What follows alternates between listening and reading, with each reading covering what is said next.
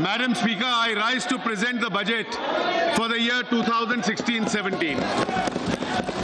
I am presenting this budget when the global economy is in a serious crisis.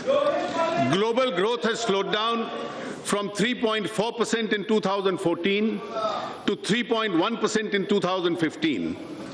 Financial markets have been battered and global trade has contracted.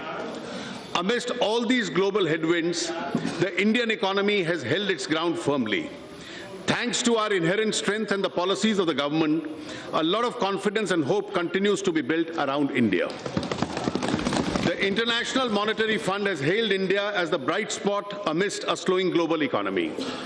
The World Economic Forum has said that India's growth is extraordinarily high. We accomplished this despite unfavorable conditions and despite the fact that we inherited an economy of low growth, high inflation and zero investor confidence in the government's capability to govern. We converted these difficulties and challenges into an opportunity. कश्ती चलाने वालों ने जब हार के दी पतवार हमें, लहर लहर तूफान मिले और मौर मौज मझधार हमें, फिर भी दिखाया है हमने और फिर ये दिखा देंगे सबको कि इन हालात में आता है दरिया करना पार हमें.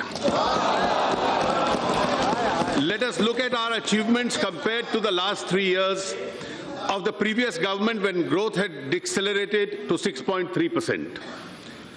The growth of the GDP has now accelerated to 7.6%.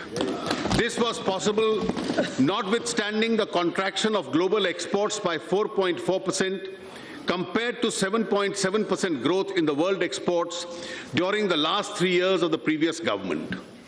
CPI inflation was 9.4% during the last 3 years of the previous government. Under our government, the CPI inflation has come down to 5.4%, providing big relief to the public.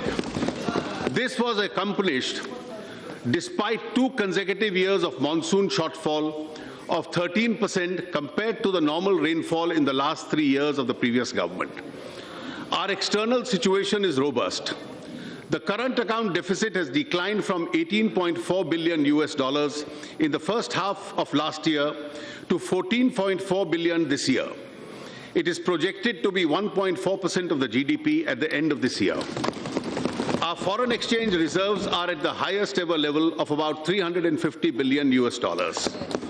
Our initiatives in the last 21 months have not only placed the economy on a faster growth trajectory, but have bridged the trust deficit created by the previous government. We had to work in an unsupportive global environment, adverse weather conditions, and an obstructive political atmosphere. Madam, हमने आसमानी और सुल्तानी दोनों परिबलों से ने परेशान किया है. We believe in the principle that money with the government belongs to the people, and we have a sacred responsibility to spend it prudently and wisely for the welfare of our people, especially the poor and the downtrodden. We have increased our planned expenditure at the RE stage in 2015-16, in contrast to the usual practice of reducing it. We have achieved this despite adopting the 14th Finance Commission recommendations, which have increased the devolution to the states by 55%. We must now look ahead. The risk of global slowdown and turbulence are mounting. This complicates the task of economic management for India.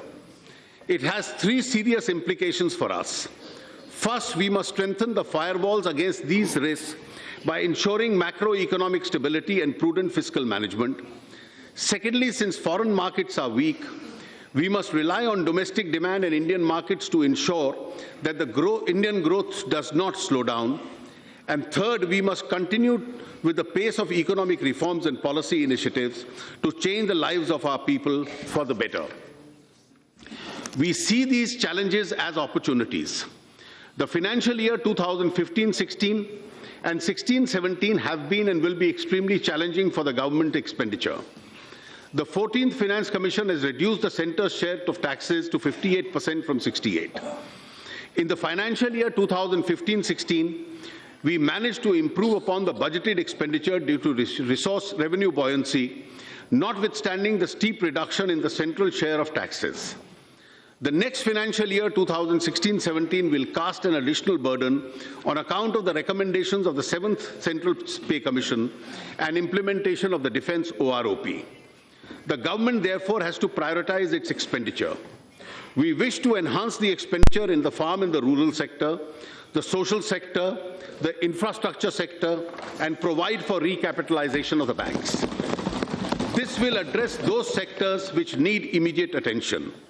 Once the government discharges these priority obligations, it will then focus on areas which are of utmost priority to the government. While increasing the outlay of the various social sector programs, the government will undertake 3 major schemes to help the weaker sections of society. The Pradhan Mantri Fasal Bima Yojana has already been announced to protect the farmer from adverse consequences of nature. The farmer will pay a nominal amount of insurance premium and get the highest ever compensation in the event of loss suffered. A health insurance scheme which protects 1/3 of India's population against hospitalization expenditure is being announced. The government is launching a new initiative to ensure that the BPL families are provided with cooking gas connections supported by a government subsidy. This will significantly improve the health of women and those BPL families who suffer adversely from the ill effects of chula cooking. The annual budget is also an opportunity for the government to outline its priorities for the year to come. The priority of the government is clearly to provide additional resource to vulnerable sections of the rural areas, social and physical infrastructure creation.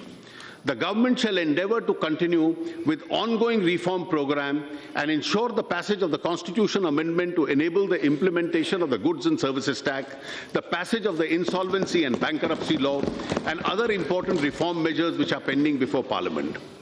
Additionally, as I will elaborate later, we will undertake a significant reform such as the enactment of a law to ensure that all government benefits are conferred on persons who deserve it by giving a statutory backing to the Aadhaar platform, bringing significant changes in the legislative framework relating to the transport sector so as to free it from constraints and restrictions, incentivizing gas discovery and exploration by providing calibrated market freedom, enactment of a comprehensive law to deal with resolution of financial firms, providing a legal framework of dispute resolution in PPP projects and public utility contracts, undertaking significant changes in the FDI policy.